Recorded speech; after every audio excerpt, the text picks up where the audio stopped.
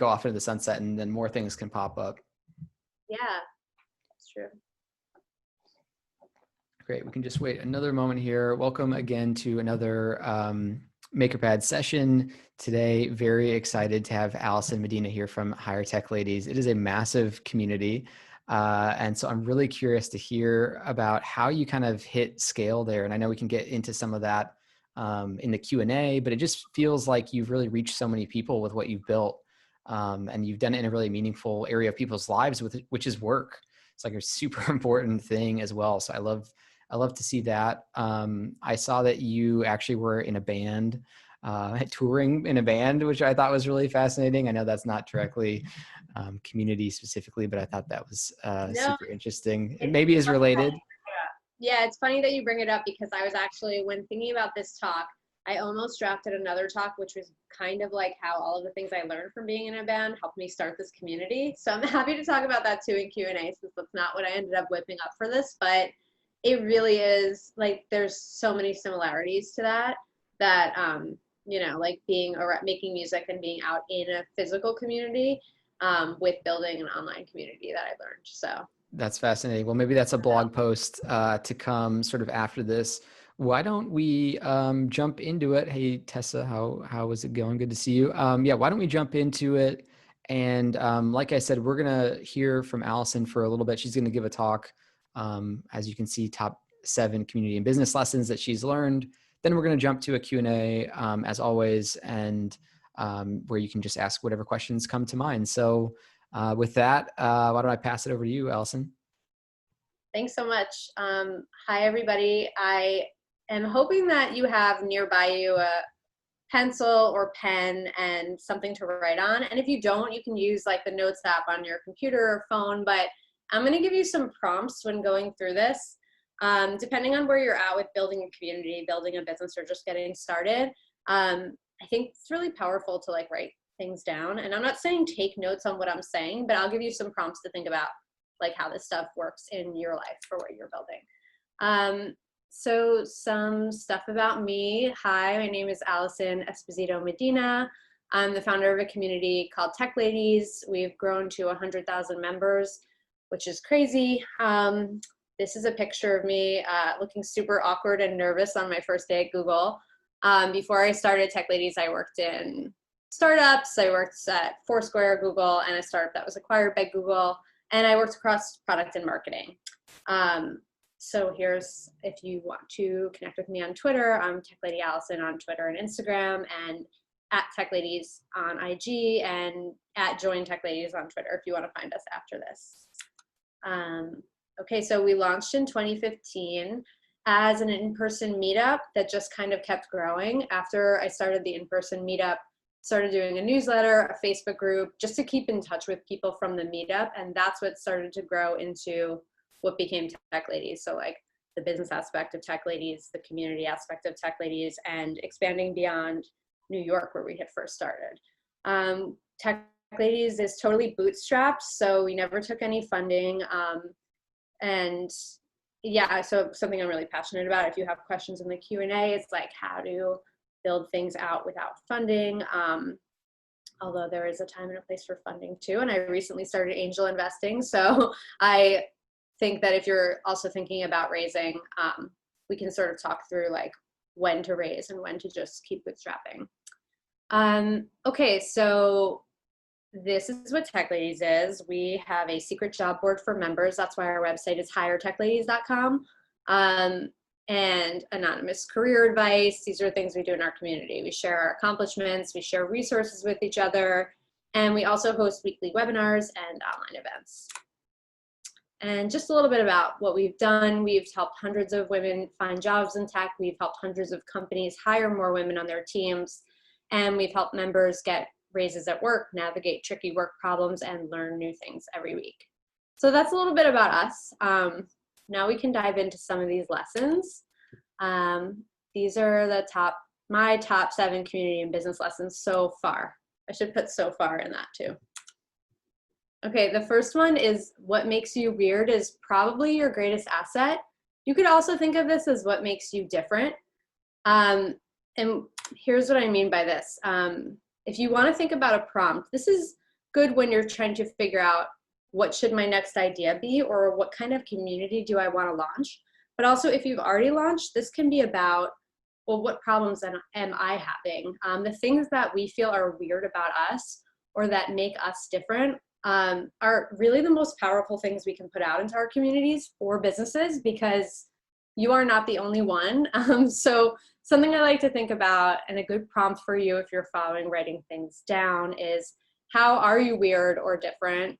And how can that help you build a community of people who are weird in the same way? I don't necessarily think this acronym is going to like stick, but I'm just going to go with it. WITSW, weird in the same way. So something to think about. This will also help you stand out and build something that doesn't already exist. Or if it does already exist, this will give you your angle onto how you're going to approach it. Number 2 is use what you have and do what you can. Another way of saying this is just being scrappy. So I think a lot of people really, when they're starting something, or if you've already launched something and need to put the next thing out, can get really hung up on these ideas of like needing something before they can do the next step. And the sooner you can break out of that, the better, because the more you can just start doing things, the more you'll get them out, iterate, get feedback, and keep moving forward. So another way of thinking about this is like, are there anything that you're waiting for permission to do in your business?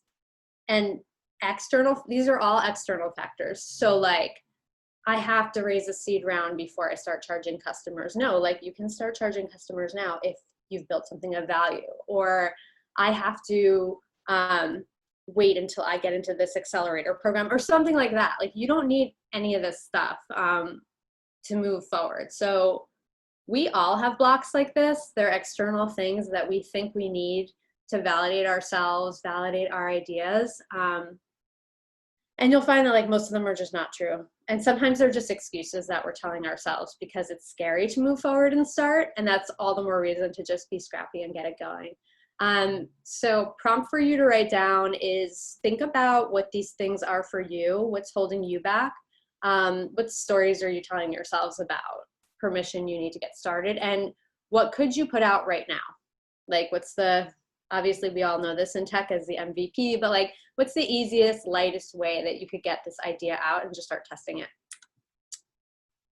Number 3 is, and this one is so hard, not all feedback should be weighed equally.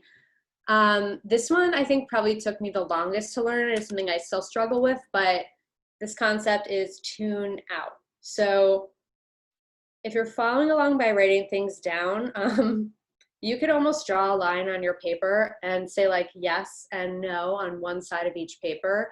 And the yes column is who you're going to listen to feedback and take feedback from. And the no column is who you're not going to. Another way of thinking about this is not specifically who I'm going to listen to, but also maybe what's our threshold. So if somebody's all asking, if you get 10 emails asking for a product feature, right? Like, where's the threshold of when you're going to build that product feature? But the reason that I want you to think about this is because at first, when you're building something, or even early on, in the middle, you can lose track of this very easily, which is everyone. I'm just going to listen to everyone. You know, I'm going to take everybody that tweets at me and I'm going to care what they say. And I'm going to like take every email complaint, you know, care what they say and freak out about it and take it all to heart. And another thing we tend to do here that is very human and all human beings do is like 20 people can say something great about you, but one person says something not great. And the thing that we're going to replay in our head all day is that thing that's not great. So if you have this list of like, oh, well, you know what? That person's never built anything before. That person, I don't even know who they are. They could be an internet troll. Like they're in my no column, so I don't need to spend any time on that. This is just something to help you keep perspective as you go through. Number 4 is repeat yourself. This is a different kind of lesson, more on the branding side. So the backbone of all branding and marketing is repetition. So if you're not tired of hearing yourself saying the same thing about what your company or community is, like, then you haven't either defined it enough or you haven't practiced just saying it enough, and you should actually be tired of it. So for us at Tech Ladies, this is that Tech Ladies, a community for women in tech. We connect women tech makers with our job board and people who are looking. Like, we just say this over and over. Like, we do a weekly webinar. We send job drops on Tuesdays. These are the things you can expect from us. And we've been saying them for 5 years. It's like, I want you to feel like that band on stage that is been around for 30 years and they have to go out and play their hit. And if you don't feel like that because you're getting bored and you keep wanting to write something new about, you know, your company or your community, then it's never going to stick, because people have to hear it so many times until they're going to understand, like, this is what you do, this is what you're about. Number 5 is more on the personal or professional side of things. Is just so simple. And it sounds like something you would tell a kindergartner. Do everything you say you're going to do. But the reason I put it in here is because this is actually so powerful for 2 reasons. One, and you can kind of feel out, am I a person who does this? Which everybody is to some degree a person who does this. If you have a tendency to overcommit and then cancel, or your calendar starts to feel out of control, that might be because you're saying yes to too many things and you're just not sticking to what you say you're going to do. Once you decide, or even put it like a big post-it note on your computer or whatever you look at every day, like, I'm going to do everything that I say I'm going to do, it forces you to do 2 things. Like, 1, it forces you to actually prioritize what you're committing to. And 2, and that helps you build focus. And the second, like, huge part of this is that it makes you become a person who's reliable. When you're a person who's reliable, you will build a reputation. When you have that reputation, people will think of you for things. And this is so important if you're a founder. So again, this one seems so like, oh, I know that. Like, I know I have to show up and, you know, be reliable. Like, why are you telling me this? But we all fall into just getting so distracted and wanting to do so much that this helps us sort of stay focused. And that's why I put it in there. Number 6 is, this one's kind of long for this big font, but how you spend your energy is more important than how you spend your time. This one is kind of weird because they're very closely linked. But I think that we overemphasize time management and we never talk about energy management. And what that means is, like, different people have everybody has 24 hours in the day, but different people have different levels of energy.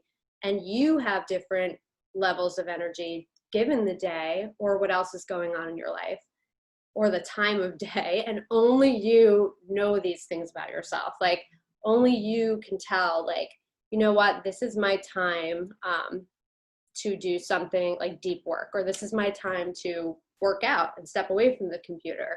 And if you start thinking about your day and what you want to accomplish, like, as more of, well, what do I have the energy for at any given time? You'll help, like, not only protect your time, but protect your energy. So something that you can write down here, if you're following along writing down things with me, is, what am I good for in this moment? And if you get into the habit of asking yourself, like, wait, okay, I'm feeling overwhelmed, I have 200 things I need to do today.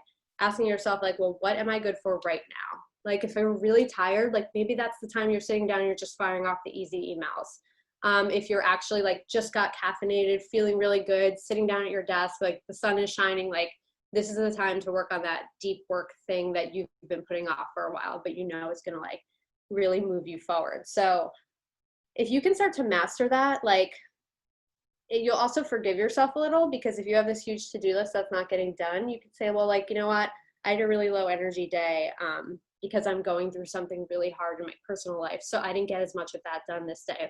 What if I feel better next week? Like, what are the types of tasks I can move there?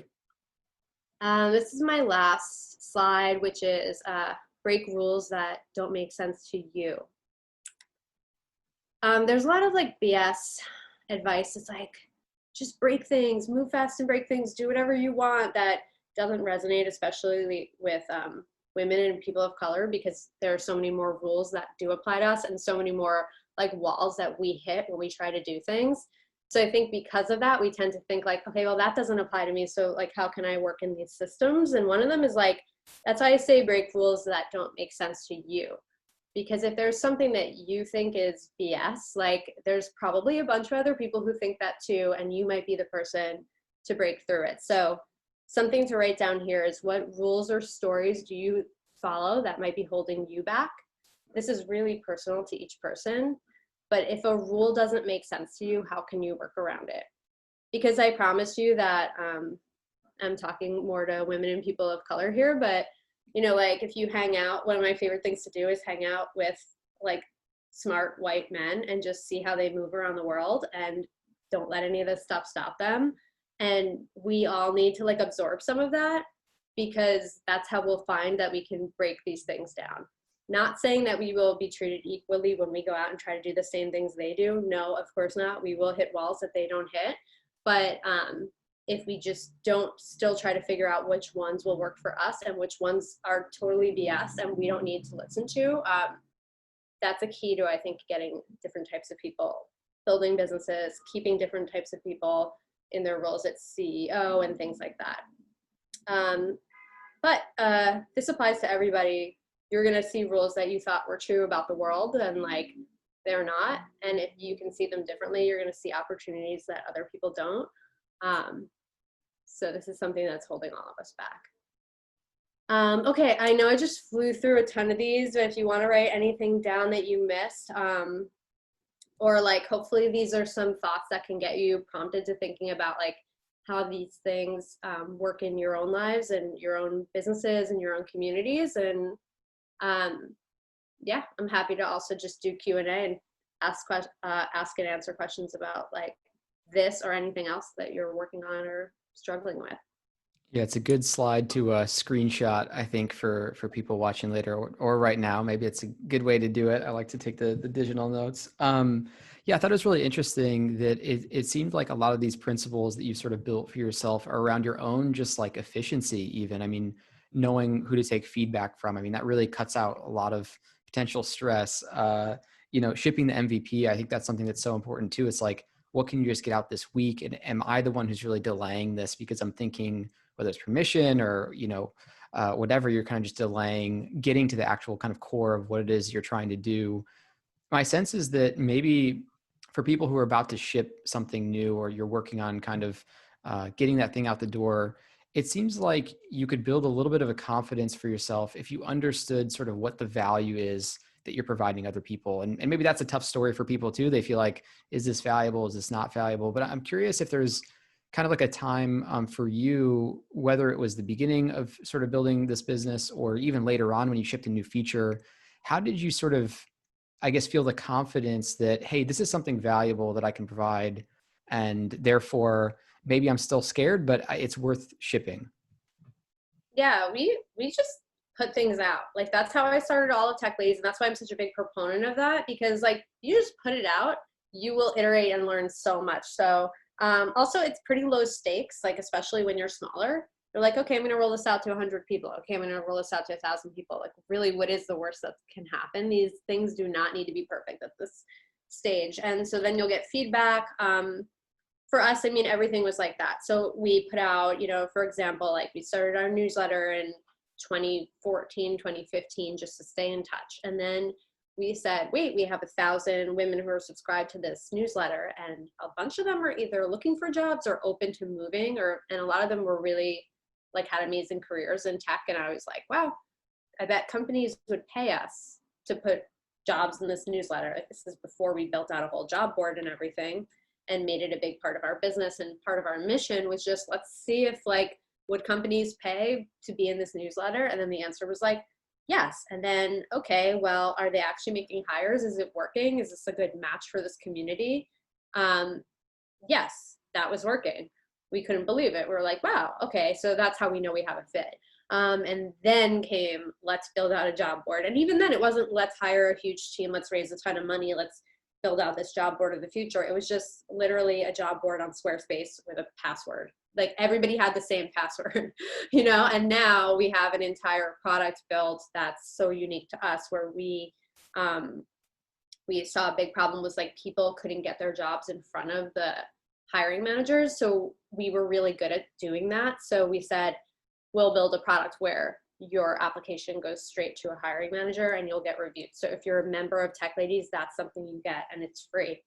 And like nobody else was doing that. So that's what our secret job board is. And so that has been like really worked well for us with our community doing both at the same time. But it was something that if we hadn't have just put some jobs in the newsletter and tried that, if we had tried to map out what the product would look like and then go backwards, I can't even imagine like how much wasted time, energy, design, engineering time would have been in that, but it would have been a big waste, I think. Yeah, it's amazing how a little spark like that can turn into something much bigger as well. Just, doing that first test, getting the feedback. How do you stay in tune with the people in your community? Obviously, it's a very large community now. And whether it was the early days where it was 1,000 people or scaled up today, how do you sort of keep your ear to the ground, or where do you find you get the best insight? Or is there a process by which you continue to get insight that helps you understand, how do I continue to steer this thing in the best way to serve this community?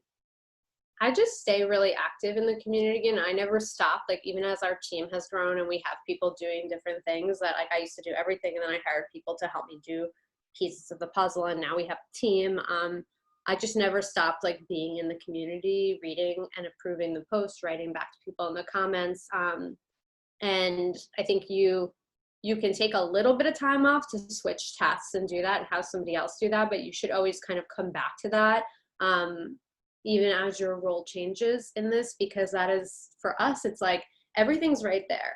Like, what type of webinar should we do next week is like, well, what have people been talking about in the community? What are people struggling with? Like, we're not just going to do a webinar, we're going to try to do what we think people need based on what we see them talking about. Yeah, totally. We have a question here from Julie, and the question is, were you in any women in tech groups before Tech Ladies? Did you learn or get inspired by anything they were doing? I'm trying to think. I wasn't in anything other than if there were like miscellaneous Facebook groups at the time.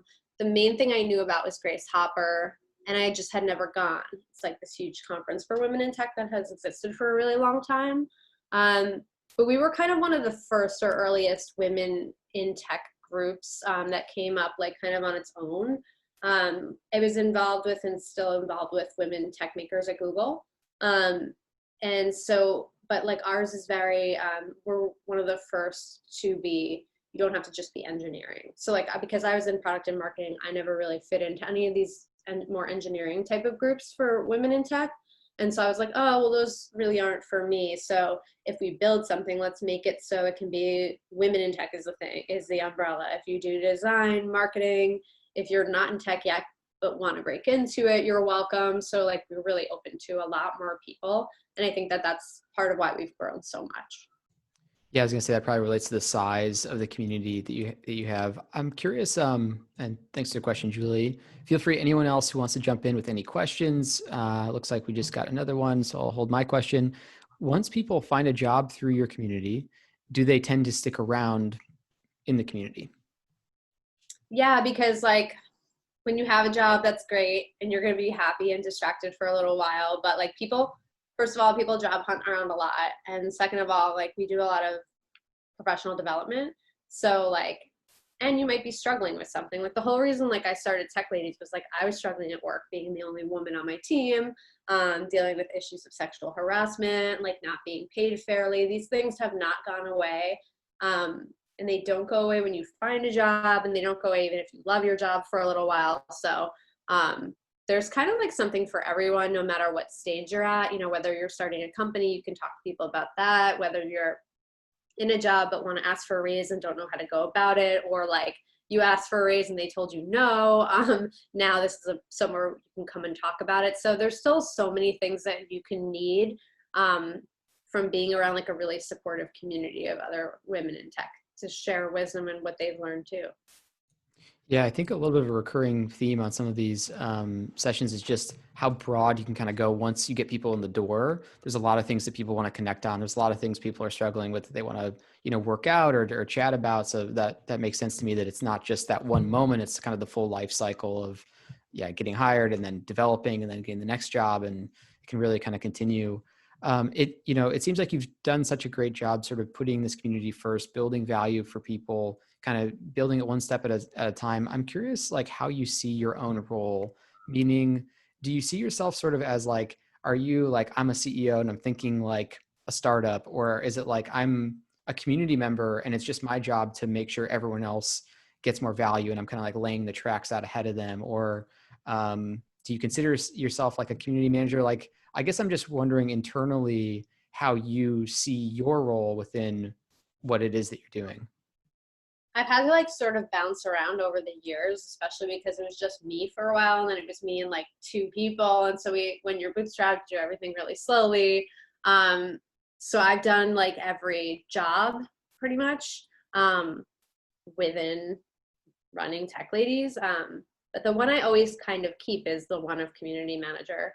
In addition to like needing to be the CEO and founder and like plan out, financially what we're going to do and how we're going to grow. And so like there's the big vision around those things that I get to bounce into sometimes, but then I just bounce over to the community and like reply to comments. And so I think like keeping those two always going has been really important. And then doing everything in between, if somebody is on vacation, like I'll take over like their inbox and just see what's going on their side of things. So I can see everything that's going with like our job board clients and jump in sometimes there. So I still sort of we're still small enough that I can stay involved in everything, but then also like move on to more big planning projects here and there. And it's constantly changing. I think that's why it's like the one job I've kept for so long. Every other job I had for like a year in my career, and then I would leave. And I think that's a real entrepreneur thing, that if you can't stick into a job and you think there's something wrong with you, that's another like what makes me weird. Like maybe I'm supposed to be an entrepreneur and run my own business because I like to do different things all the time. Yeah, and I think it actually highlights the opportunity of being a community leader of some kind, is that you could stretch beyond that into some other types of roles, whether it's planning like a CEO or just whatever else, thinking about technology. And I guess speaking of that, how has technology really helped this community progress, or how has it integrated into your workflow? I know it started with the newsletter sort of back in 2014. That was pretty early days for that. How has tech sort of changed or helped your workflow in building this community? For us, like building something is always the last step. Like we'll always just put it out using some other kind of tool for a little while. So it's like, okay, let's just put a newsletter through MailChimp, or, like in the early days and stuff.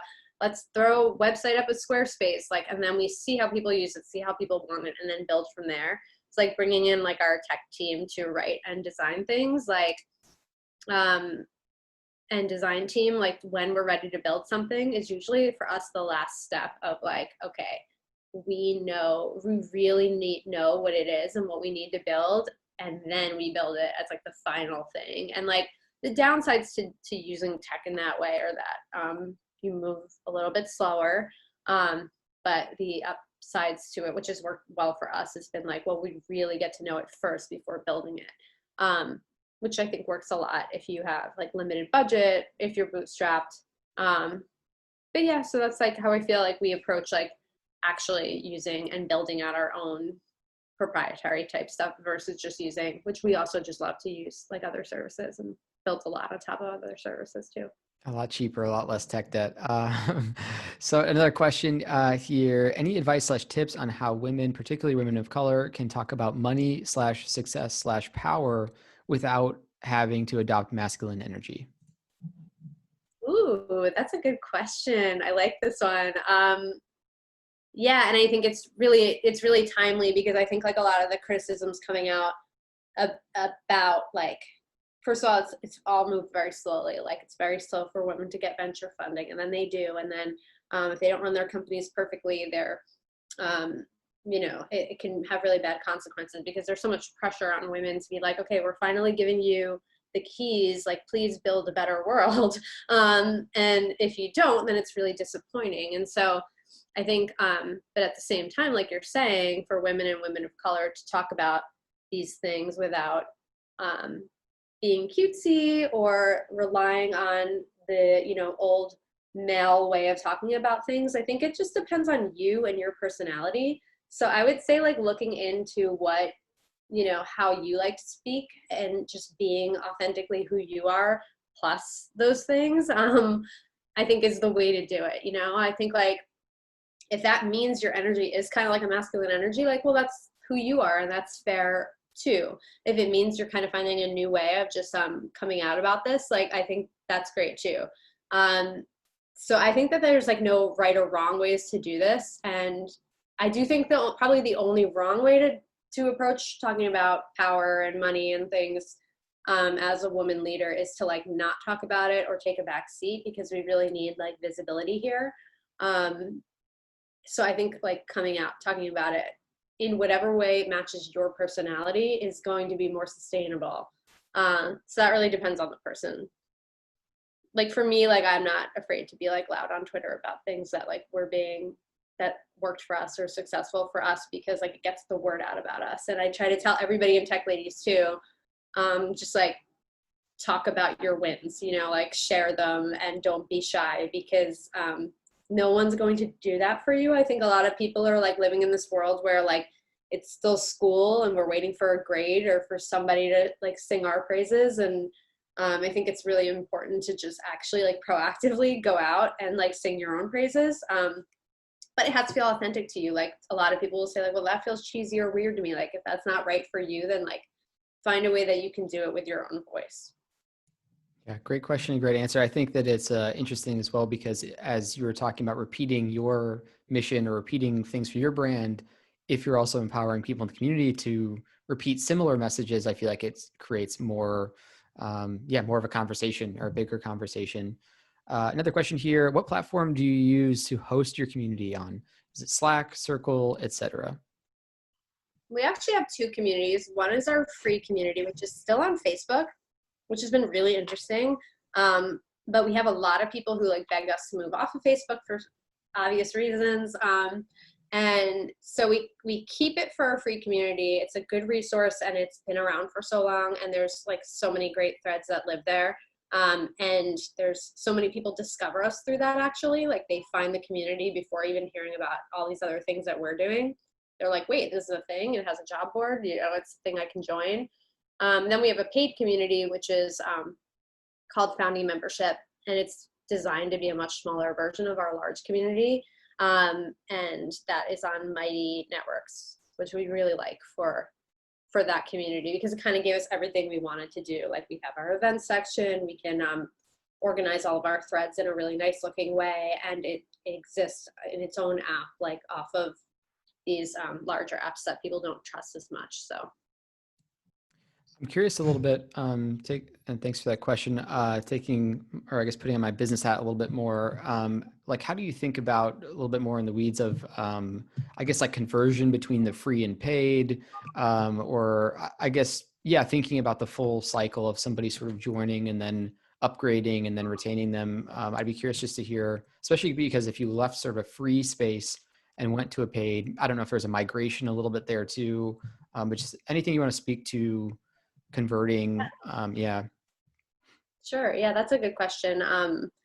Basically, like people join Tech Ladies for different reasons and at different times of their life. So like if you join because you're just curious or you're job hunting, the free tier is going to be perfect for you. Like the job board's free. You can get the community. You're going to get our newsletter. And you can stay connected to like everything we're doing. In Founding Membership, we just do a lot more. So that to me is, they're almost different people in the sense of like, a founding member should be somebody who is like really diving into their career right now. Like this is the year where they're going to like attend events. They want to do speaking stuff. They might want to get a new job, or they want to get more clients, or like they're ready to do stuff, whereas there may be more like, I just want to explore, is in the free tier of Tech Ladies. So we do a lot of like really hands-on workshops. We do virtual events. We do like a lot of more one-on-one type stuff in Founding Membership. So, and it's all remote and can all be done from home. So it's sort of like when you buy a gym membership, then you have to go to the gym. So Founding Membership is like, you have to come to Founding Membership and use it. So we only really want people to come who are ready to start doing things in their career and like making more money that year and like pushing themselves forward. And that is a time and place. Like you're not always going full on in your career. Sometimes you're just kind of gliding through a year and collecting a paycheck, right? So that's sort of how we define who that person is to make the conversion from free to paid on Tech Ladies. And those are also the people who get the most out of it. Yeah, and so is there an application? And then I'm curious, actually, if you want to talk some about the one-on-one, I'm curious what that looks like or what some of those programs specifically look like as well. Yeah, right now the way it works is if everybody free and paid. The first step is you apply to become a member of Tech Ladies.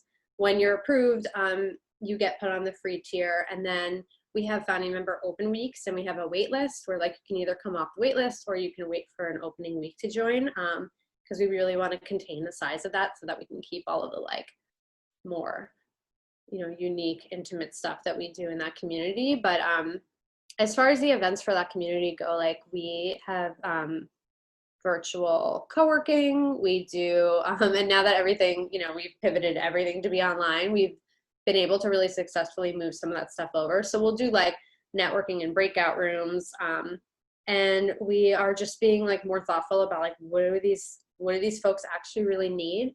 Okay, like if some of them are job hunting, we like do a job hunt support group where you can come and chat about like how it's going, because that can be really daunting.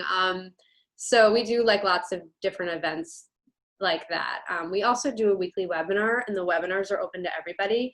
They're paid for anybody, including people in and out of Tech Ladies, and they're free for founding members. And the whole library of all the events is free for founding members too. So that's kind of like how we think about events.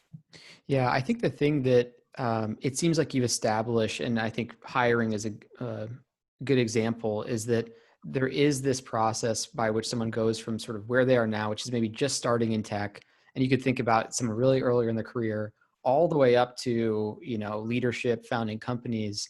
And I think we haven't touched on this a lot in this program, at least I think directly. Helping somebody through that life cycle shows you all the opportunities along the way. And I think if you kind of frame somebody as like, where are they in the journey? What do they need as support in that journey? Like crossing the river, right? From like A to B or whatever it is. It sounds like you're sort of just building. First, it was sort of with the early stage, and now you're kind of going further along. Hey, if you're getting more serious about your career, or, I think you even mentioned speaking or something. So it's like, or writing.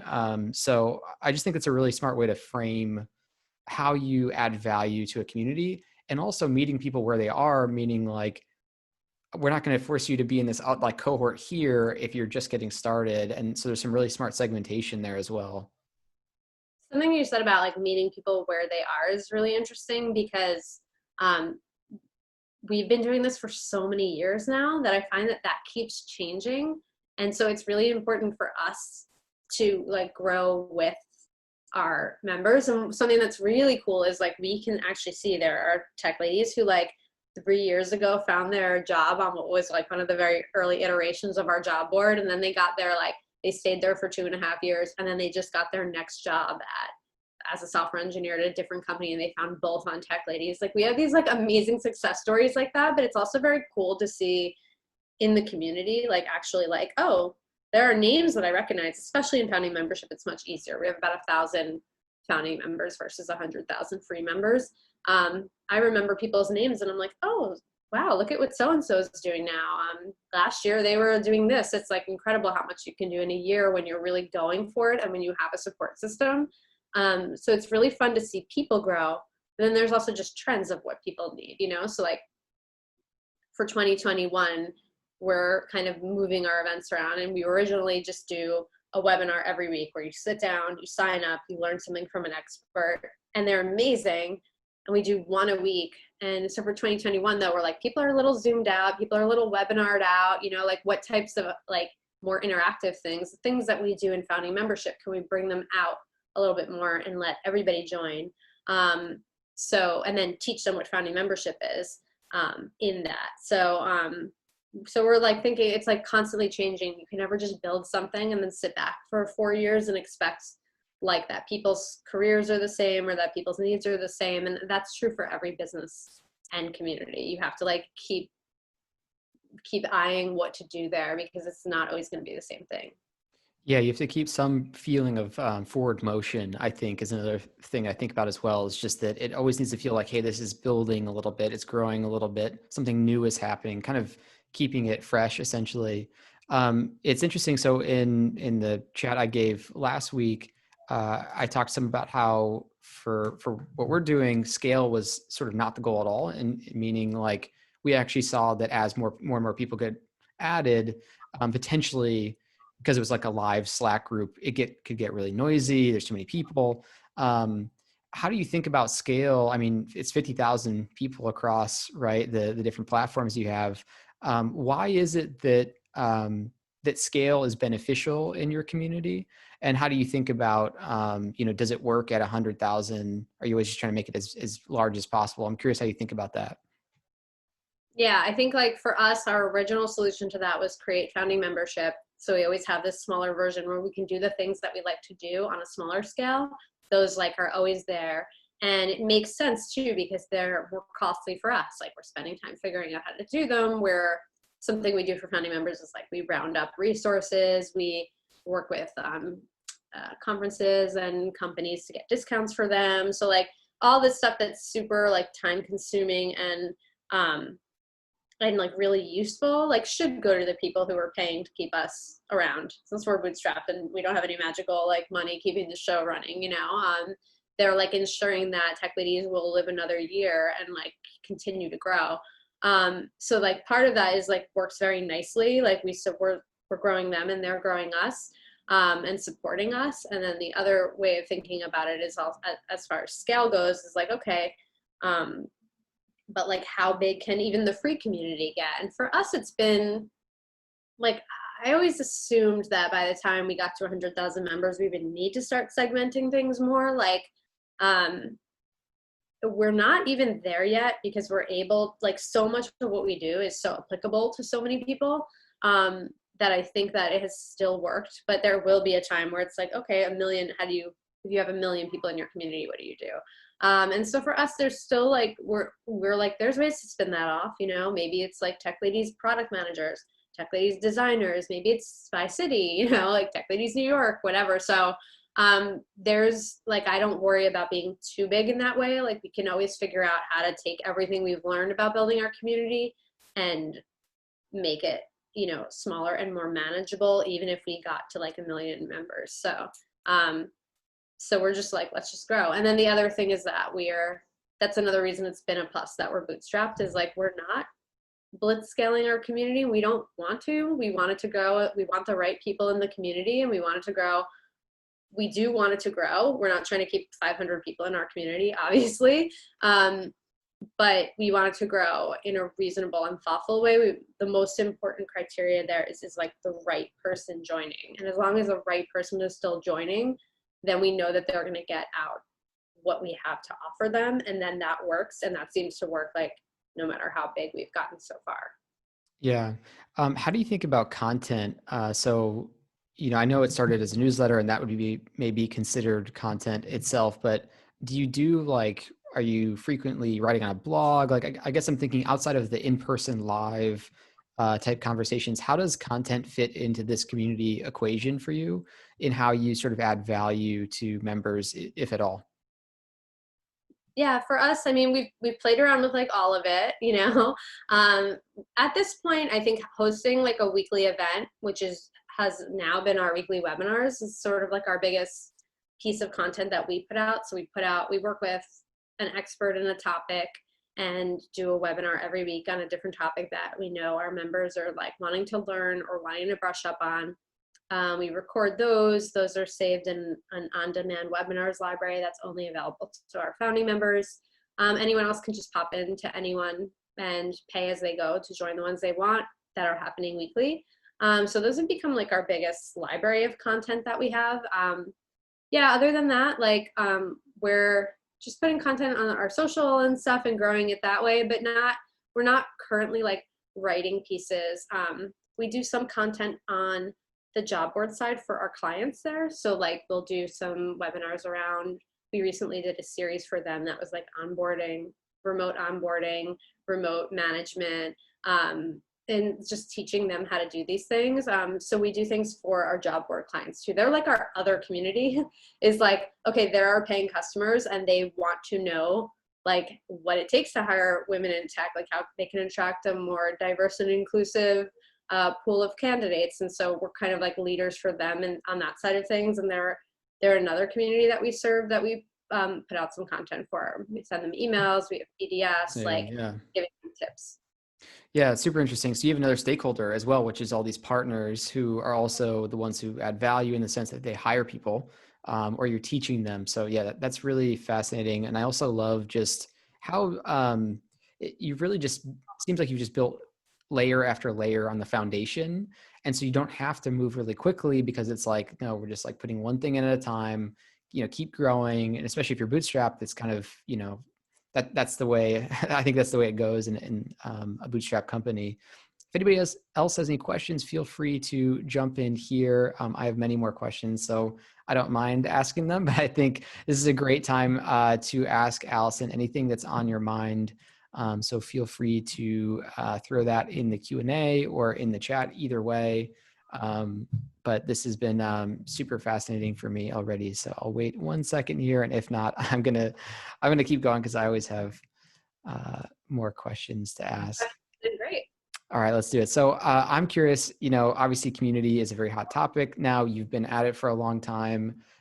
We talked some about how meeting people where they're at, it's like things change. How are you thinking about community as, I guess, just like a subject today? And how has that changed? Has it changed drastically this year? Or for you, is it just like, hey, I've been doing this. It's not going to be too different. I'm just going to keep doing my thing. Yeah, I'm curious if there's been like any arc or like change for you there.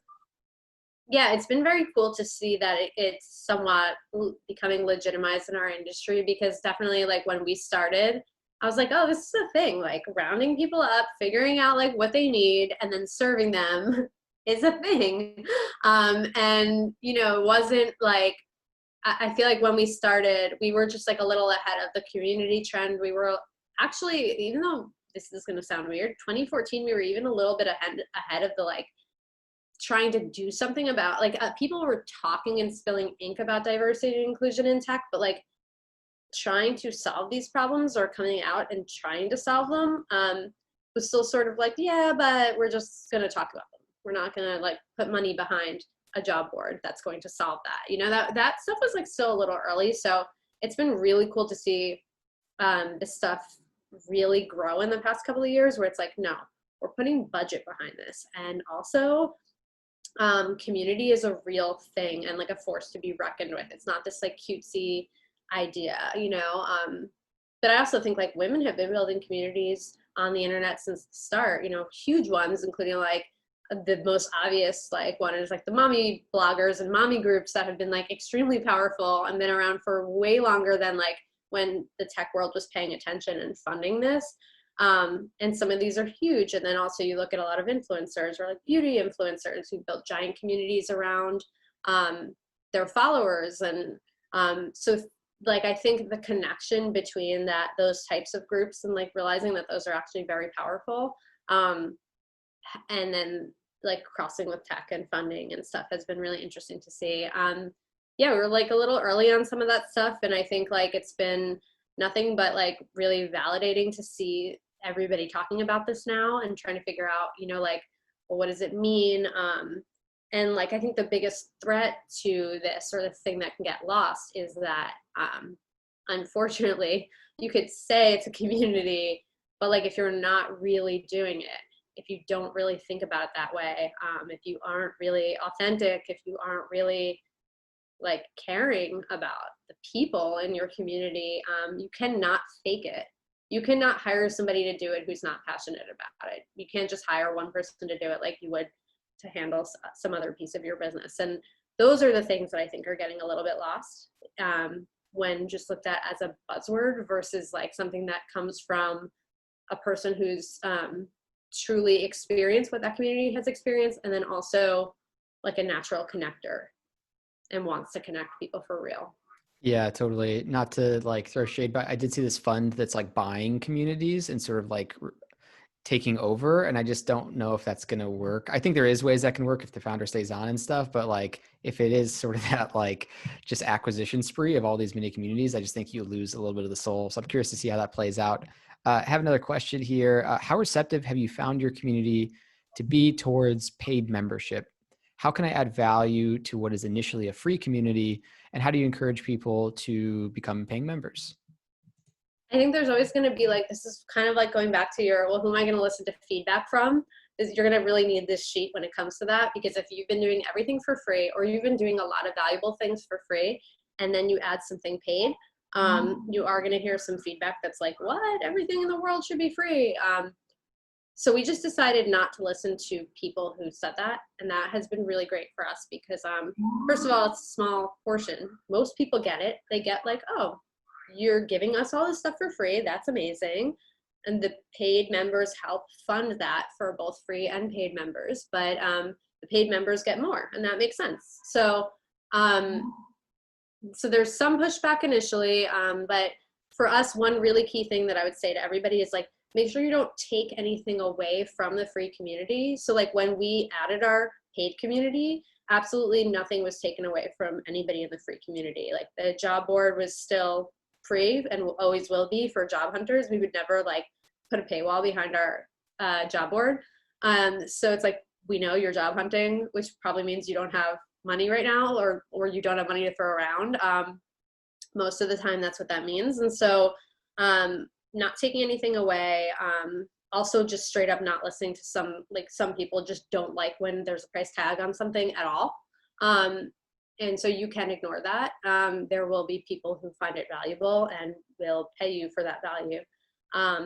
So like believing in that and standing by that, not taking anything away from them, I think has been really key. And then figuring out where the value is. Like for us, we were kind of like, wow, two things are happening. We're doing a lot of valuable work, like rounding up and working with and taking a lot of time to work with like people to get specific discounts for our group, to get them into special programs and like great opportunities.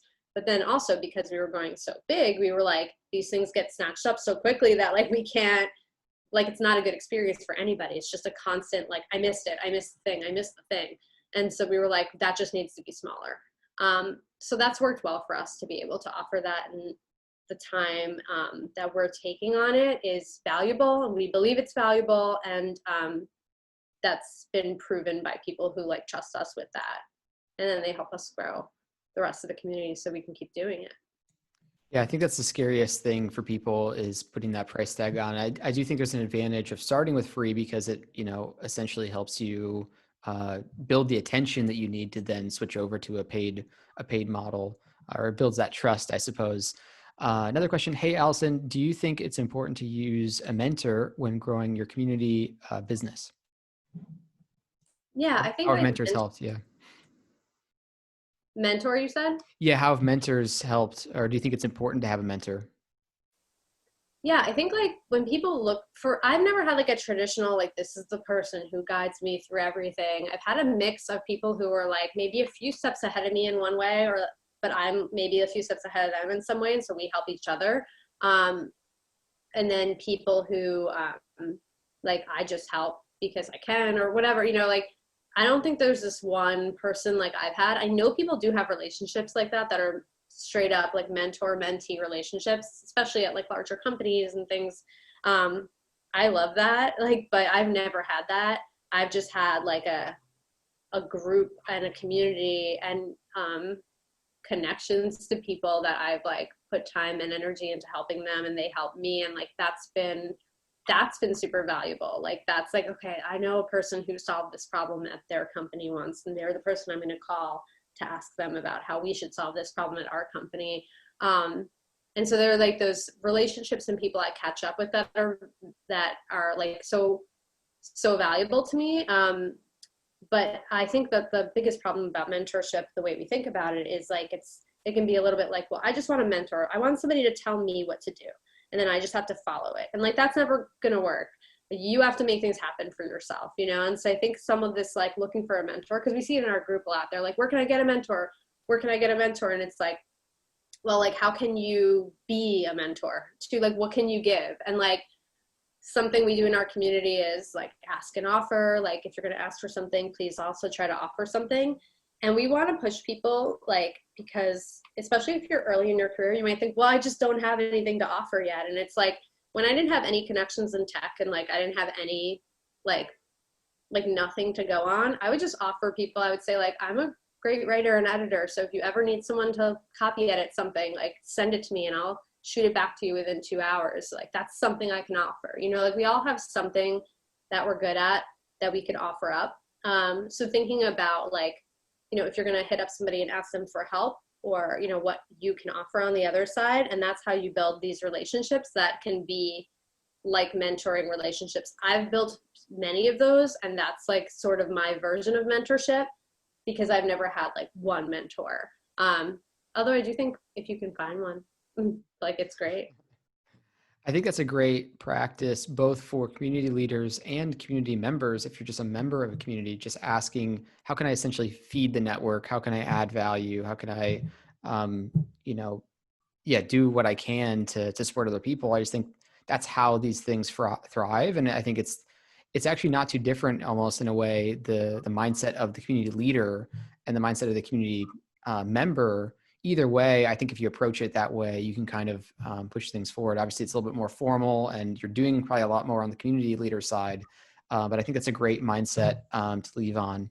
So we're about at time here. Unless anyone has any last sort of pressing questions here, feel free to throw that in. But otherwise, would love to hear what is next. If anything fun is sort of coming up that you're launching soon, or just something you're really excited about. And then, of course, where people can find you on Twitter and online, etc. Sure. Yeah, we're getting our 2021 plans in order now. We are planning on doing a lot of different types of events next year, which I'm really excited about. Everything will be open to everybody in the community to join. So you can find us on highertechladies.com. You can join or post a job there. You can find me at Tech Lady Allison, pretty much everywhere. That's my username. And we have two different usernames for Tech Ladies. We're at Join Tech Ladies on Twitter, and on Instagram, we're at tech.ladies. Awesome. I think you have a really committed community leader when they have the handle of the company like in their personal Twitter. I think that's great. I've been at it for 5 years, so like Yeah. Yeah. Amazing. Amazing. Well, thank you so much. Really appreciate the insights you shared here today. For those watching, you can always rewatch this in the library that we'll be posting of videos. And Allison, thank you so much for sharing your wisdom. Thanks for having me. This was really fun. Thanks.